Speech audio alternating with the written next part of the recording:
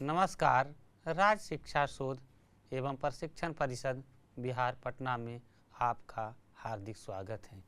तो बच्चों, हम लोग अस्माकं देशः पाठ 3 अमृता भाग 3 के पाठ पढ़ रहे थे। उसके बाद हम लोग अभ्यास प्रश्न को देखे और भारत के गौरवशाली गाथा के बाद एक एक करके पाठ में जो पढ़ाया गया था, प्रश्न उत्तर, मिलान करना, खाली शब्दों को भरना, एक शब्द में उत्तर देना, पूर्ण वाक्य में उत्तर देना, इस तरह से हम लोग निरंतर बनाते आए। अब हम लोग पाठ के अगले चरण के अभ्यास प्रश्न की ओर चलते हैं।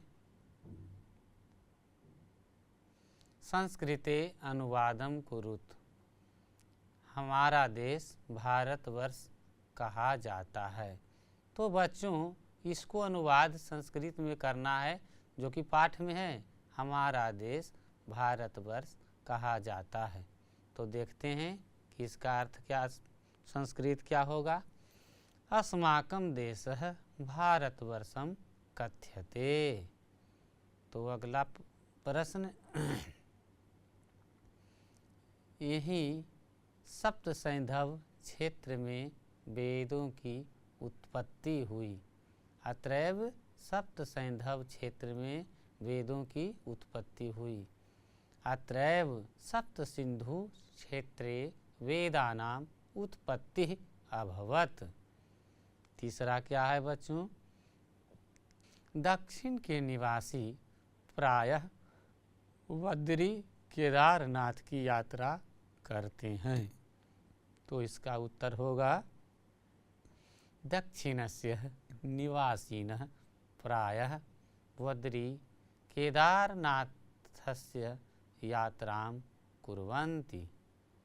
तो चौथा प्रश्न, उत्तर के निवासी रामेश्वर और कन्याकुमारी की यात्रा पर जाना चाहते हैं।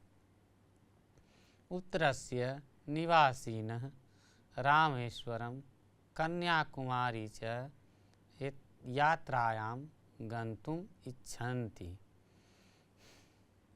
अगला, इस देश के पर्वत पवित्र कहे जाते हैं।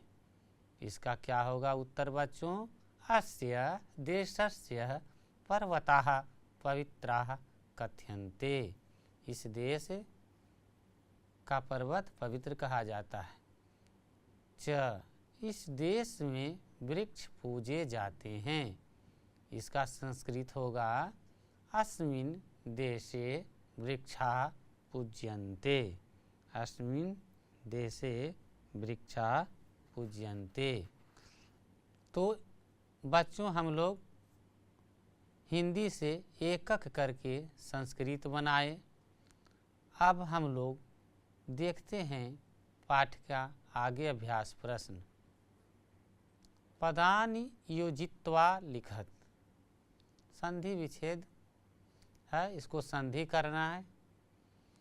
भारतवर्षं जोड़ीति देश भागम जोड़पि गंतुम जोड़ इच्छति आकर्षणम जोड़ आसीत चिकित्सा शास्त्रम जोड़पि।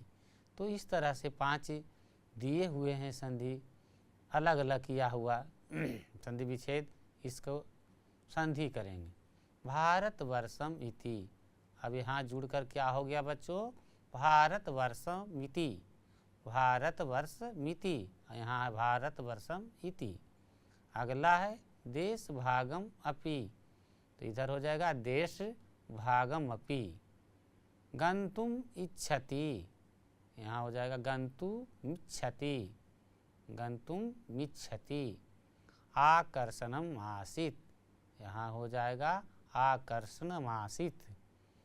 चिकित्सा शास्त्रम अपि, चिकित्सा शास्त्रम अपि। यहाँ अपि जो है म है, वह अ में जुड़ करके उसको क्या कर रहा है, चिकित्सा शास्त्रम अपि।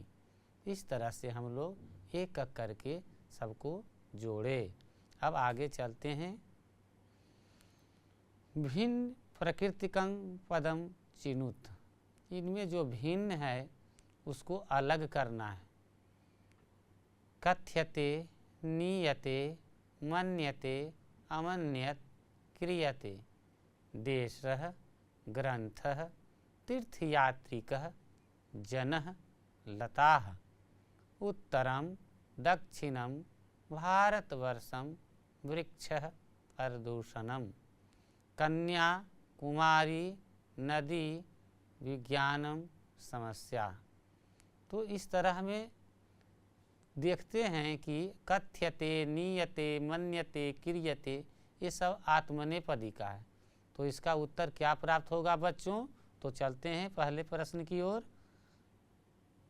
अमन्यत, क्योंकि कथ्यते, नीयते, मन्यते, क्रियते वे आत्मनेपदी का है और अमन्यत जो है वह परस्मैपदी का है। दूसरा, देशः, ग्रंथः, तीर्थयात्रिकः, जनः, तो ये सब जो है चार, ये लता जो है स्त्रीलिंग है, बाकी सब पुल्लिंग है। तीसरा है उत्तरम, दक्षिणम, भारतवर्षम, प्रदूषणम, बाकी वृक्ष जो है इससे भिन्न है। अब हो गया कन्या, कुमारी, नदी, समस्या, ये सब स्त्रीलिंग है और विज्ञानम जो है नपुंसक लिंग है, इसलिए इससे यह अलग हो गया। तो इस तरह से हम लोग एक एक करके जो शब्द इसमें नहीं जुड़ने लायक था उस सबको अलग किए। इसी तरह से जिस तरह से रीजनिंग में एक विभिन्न शब्द दिया हुआ रहता है उसी तरह से यह भी था कि जो पुल्लिंग है उसमें एक स्त्रीलिंग का शब्द डाल दिया गया था, आत्मनेपदी है उसमें परस्मैपदी का शब्द डाल दिया गया था, नपुंसक लिंग है उसमें कहीं भिन्न पद डाल दिया गया था। इस तरह से हम लोग एक एक करके पद को अलग करते हुए चुन को उससे अलग किए। तो बच्चों अब देखते हैं अगला अभ्यास प्रश्न। अधोलिखित पदेषु प्रकृति प्रत्यय विभागं कुरुत यथा। पदानि प्रकृति प्रत्यय। अब जैसे पद दिया हुआ है कथ्यतुम, प्रकृति इसका क्या हो जाएगा? कथ और जोड़ तुमुन। उसी तरह से है पठितुम, गन्तुम, हसितुम, द्रष्टुम, क्रतुम, सब में तुमुन प्रत्यय ही लगेगा। तो देखते हैं पहला कि पठितुम का क्या होगा? पठ जोड़ तुमुन। तो बच्चों गन्तुम का क्या होगा? गम जोड़ तुमुन, गमतुम जाने के लिए, पठितुम पढ़ने के लिए, हसितुम हस जोड़ तुमुन, द्रष्टुम दृश्य जोड़ तुमुन, क्रतुम क्री जोड़ तुमुन। तो इस तरह से तुमुन प्रत्यय लगा करके हम लोग पठितुम, गन्तुम, हसितुम, द्रष्टुम, कर्तुम आदि शब्द को बनाए। अब चलते हैं विशेषण। विशेषाणाम उचितम मेलनम कुरुत। एक तरफ से विशेष दिया हुआ है और एक तरफ विशेषण पद दिया हुआ है। विशेष पद में है क में चिंतनम, ख नद्यः, ग पर्वताः, घ प्रतिष्ठा, ग प्रयोगाः। विशेषण पद में है पवित्राः, महती, नवीना, पुण्योतयाः, अद्भुतम। तो क है चिंतनम, तो चिंतनम का विशेषण पद क्या होगा? अद्भुतम, चिंतनम अद्भुतम। दूसरा है नद्यः, पुण्य तोया मतलब पवित्र, नद्यः पुण्य तोया। पर्वताः, पर्वताः पवित्राः, पर्वताः पवित्राः। प्रतिष्ठा, महती प्रतिष्ठा। अब बच गया नवीना और प्रयोगाः, प्रयोगाः नवीना। इस तरह से हर विशेष पद को अपने विशेषण पद से हम लोग एक एक कर मिलाए। होता क्या है कि विशेष पद में और विशेषण पद में लिंग, विभक्ति और वचन एक ही रहता है। इस कारण से हम लोग पाठ के आधार पर जो विशेष विशेषण पद थे उसका मिलान किए। अब आगे चलते हैं अगले अभ्यास प्रश्न की ओर। तो बच्चों अमृता भाग 3 पाठ 3 अस्माकं देशः को हम लोग पढ़े कि हमारे देश जो है विविधता में अनेकता में एक हैं। यहाँ के जो अनेक धर्मावलंबी लोग हैं, हिंदू, मुस्लिम, सिख, ईसाई, जैन, सभी हम लोग का वेशभूषा अलग अलग है, सभी का पहनावा ओढ़ावा अलग अलग है, लेकिन हम लोग एक संविधान के अंतर्गत एक देश के लिए, एक राष्ट्र के लिए जीते हैं।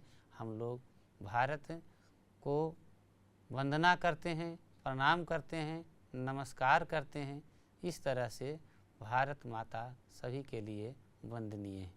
तो जब पाठ समापन हुआ उसके बाद हम लोग सबसे पहले व्याकरण भाग में देखे कि संधि विच्छेद था, उसको संधि विच्छेद को एक एक करके हम लोग जोड़ करके संधि विच्छेद किए। सर्वथा दीर्घ संधि, यन संधि,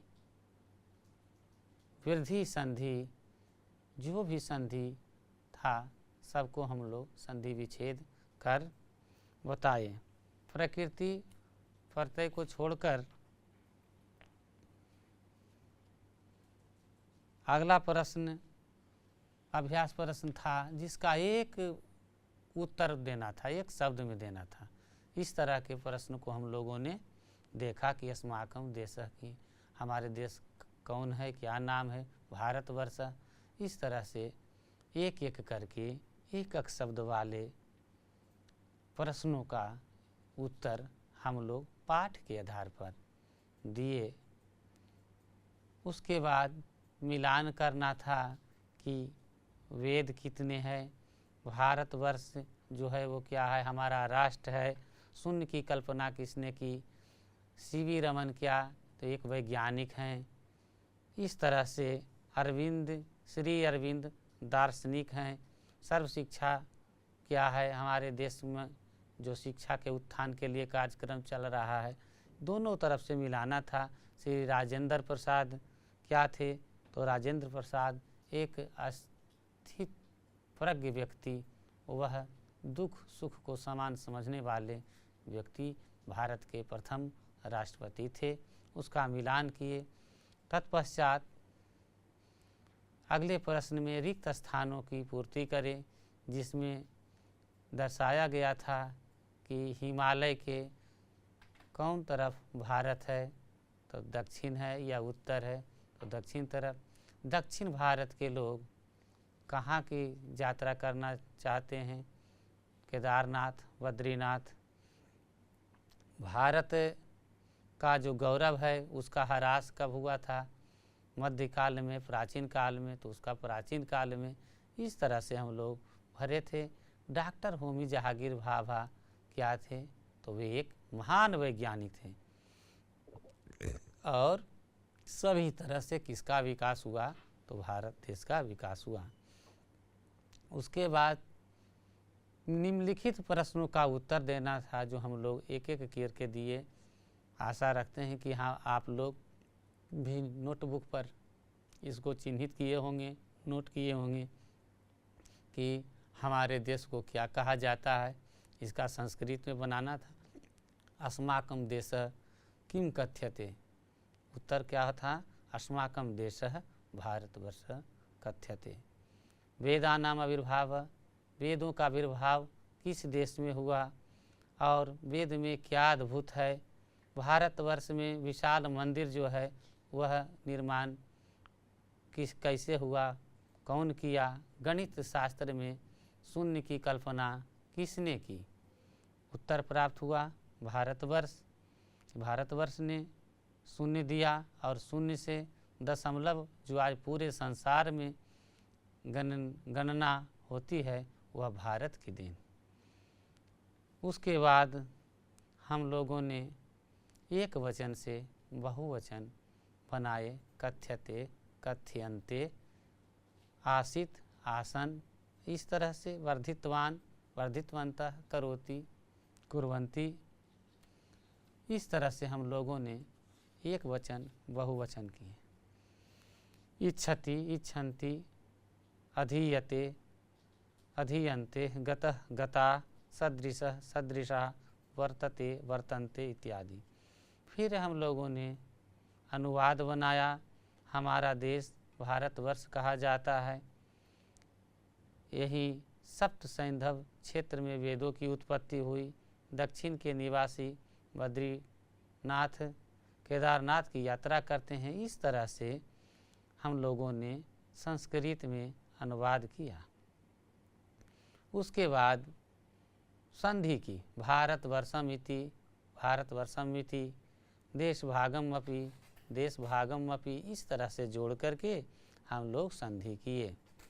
उसके बाद में भिन्न प्रकृति पद को, जो रीजनिंग की तरह था, कथ्यते नीयते मन्यते क्रियते, बीच में डाला हुआ था अमन्यत। आत्मनेपदी की शब्दों के साथ परस्मैपदी का शब्द डाल करके जो हम लोगों को चकित किया गया, हम लोगों ने अपने बुद्धि विवेक से इसे अलग किए। देशः ग्रंथः तीर्थयात्रिकः जनः लता, लता इसमें स्त्रीलिंग है, बाकी सब पुल्लिंग। तो इस तरह से हम लोग इसे अलग किए। उत्तरम दक्षिणम भारतवर्षम प्रदूषणम, बीच में डाला हुआ था वृक्ष, यह इससे अलग था, भिन्न था। कन्या कुमारी नदी विज्ञानम समस्या, तो इसमें समस्या, नदी, कुमारी और कन्या सब स्त्रीलिंग है और विज्ञानम नपुंसक लिंग है। तो इसको हम लोग इस तरह से छाट करके हम लोग बनाए, जो आशा रखते हैं कि आप लोग भी सही ढंग से अभ्यास प्रश्न किए होंगे। उसके बाद अधोलिखित पदेषु प्रकृति प्रत्यय विभागम कुरुत, तुम उन प्रत्यय लगा करके बनाना था। पठितुम, गंतुम, हसितुम, द्रष्टुम, क्रतुम, तो हम लोग इसको बनाए। विशेष और विशेषण का उचित मेलन सबसे अंत में किए कि चिंतनम नद्यः पर्वतः प्रतिष्ठा प्रयोगः पवित्रा महती नवीना पुण्योतया अद्भुतम, और सभी को हम लोग ने एक एक करके मिलाए। तो इस तरह से हम लोग बच्चों पूरा पाठ को पढ़ करके उसके बाद हम लोग पहुँचते हैं कि भारत वर्ष जो है हमारा देश, शकुंतला और दुष्यंत के पुत्र भरत के नाम पर भारत पड़ा। शकुंतला का विवाह दुष्यंत के साथ होता है। इसमें एक बहुत लंबी कहानी है, वहाँ तो नहीं जाना चाहता हूँ। वैदिक युग में कबीले या समुदाय भरत नाम का था। ऋग्वेद में इनकी अनेक बार चर्चा हुई है। भारत नाम के अनेक व्यक्ति पुराणों में हुए हैं, किंतु इस देश का नाम जो भारत पड़ा है वह शकुंतला दुष्यंत के पुत्र के कारण ही पड़ा है। अंग्रेजी में इसे इंडिया कहते हैं, जो यूनानी शब्दों से निकला है। यूनानी शब्द इंडस है और सिंधु नदी को इंडस कहते थे। आगे चल करके नदीवाचक नाम देशवाचक नाम हो गया। जैसे संस्कृत साहित्य में राजा के नाम देश का नाम पड़ गया। शब्दों के अर्थ कालक्रम बदलना यह स्वाभाविक है। इस पाठ के आरंभ में जो श्लोक दिया गया है वह विष्णु पुराण का है। विष्णु पुराण तथा भागवत पुराण में भारतवर्ष की महिमा विस्तार से कही गई है। विष्णु पुराण में एक अन्य श्लोक है, गायन्ति देवाः किल गीतकानि ध्यास्तु ते भारत भूमि भागे स्वर्गापवर्ग यस्माद् मार्गभूते भवन्ति भूयः पुरुषा सुरत्वात्। भारत की एक ऐसी महत्ता की देवता भी यहाँ जन्म लेने के लिए तरसते थे। यहाँ की जलवायु का वैविध्य, प्रदेशों की भिन्नता, पेड़ पौधों का अधिक, जल की सुविधा, उर्वरा भूमि इत्यादि प्राकृतिक उत्पादनों का समृद्ध वरदान मिला है। यही कारण है कि देश की भौतिक समृद्धि शाश्वत कार्य करने के लिए सर्वथा अनुकूल वातावरण मिला है। यहाँ के प्राचीन विद्वानों में एक भौतिक विज्ञान के निरीक्षण का विकास की क्षमता थी, तो दूसरी तरफ आध्यात्मिक चिंतन का उत्कर्ष था। विदेशियों की दृष्टि भारत की अपार प्राकृतिक संपदा पर आरंभ से ही लगी रही थी, जिसके कारण यह देश हजारों वर्ष तक राजनीतिक दास्ता को झेलता रहा। आज स्वाधीन भारत में देश के समक्ष अनेक समस्याएं हैं, जिनका समाधान बहुत दूर तक नागरिकों को शुद्ध आचरण, ज्ञान के प्रति अभिरुचि एवं मिलजुल कर रहने से हो सकता है। तो बच्चों, हम लोगों ने देखा कि इस प्रकार से अपने निबंध पाठ को हम लोगों ने रोचकता पूर्वक पढ़ा और अभ्यास प्रश्न को बनाए। पाठ के प्रारंभ में जो विष्णु पुराण से लिया गया श्लोक है, उसको एक बार पुनः हम लोग देखते हैं और आप लोगों से भी आशा करेंगे कि इसे कंठाग्र कर लीजिएगा। इसको बराबर अभ्यास करते रहने से यह याद हो जाएगा। उत्तरम यत् समुद्रस्य हिमालयस्य चैव दक्षिणं वर्ष तद् भारतं प्राहु भारती यत्र संतति। मतलब उत्तर जिसके क्या है, समुद्रस्य हिमाद्रश्चैव दक्षिणम, हिमालय के दक्षिण और समुद्र के जो उत्तर का भूभाग है वह क्या है, वह भारतवर्ष है। और भारतवर्ष में जन्म लेने वाले जितने लोग हैं वे भारतीय हैं। और भारत जो हमारा देश है, अब सारांश देख लेते हैं एक बार। वह प्राचीन काल से ही यह समृद्ध थी। भारत की अर्थव्यवस्था, भारत जो है इसका अर्थव्यवस्था पूरे संसार में सबसे पहला स्थान रखता था। साहित्यिक योगदान भी यहाँ का आश्चर्यजनक था। वेदों का आविर्भाव हुआ। भारत ही एक ऐसा संसार में देश है जिसके विभिन्न नाम है, भारत, हिंदुस्तान, आर्यावर्त, जम्बूद्वीप, इंडिया इत्यादि। आध्यात्मिक चिंतन में भारत का कोई कहना नहीं। उत्तर भारत में महाकाव्यों की शुरुआत जब हुई तो इसका दक्षिण भारत पर प्रकाश पड़ा, अर्थात पूरे देश में काव्यों का, महाकाव्यों का, ग्रंथों का जोर शोर से अध्ययन हो रहा था। तमिल साहित्य का एक पुस्तक शिल्पदिकारम ग्रंथ जो है वह बहुत ही पुण्यमयी ग्रंथ है। इसका वर्णन इसमें आया है। संपूर्ण भारत जो है संस्कृति योगदान में जो इसका है वह अभी स्मरणीय है। आज भी प्रायः देखा जाता है कि विभिन्न देशों के लोग भारत के सांस्कृतिक एवं यहाँ के जो वेशभूषा है उसको अपना रहे हैं। यहाँ के अध्यात्म को लेकर वे यहाँ आ रहे हैं। इस तरह से हमारा जो है आध्यात्मिक और सांस्कृतिक यह पूरे विश्व के लिए अमिट छाप है। इस देश में पेड़ों को पूजा जाता है, नदियों को पूजा जाता है, इसलिए यहाँ के पर्यावरण जो है सदैव शुद्ध रहते हैं। कारण कि 24 घंटे ऑक्सीजन देने वाले पीपल के वृक्ष जो आज भी हम लोगों के लिए पूजनीय है, नहीं काटा जाता है।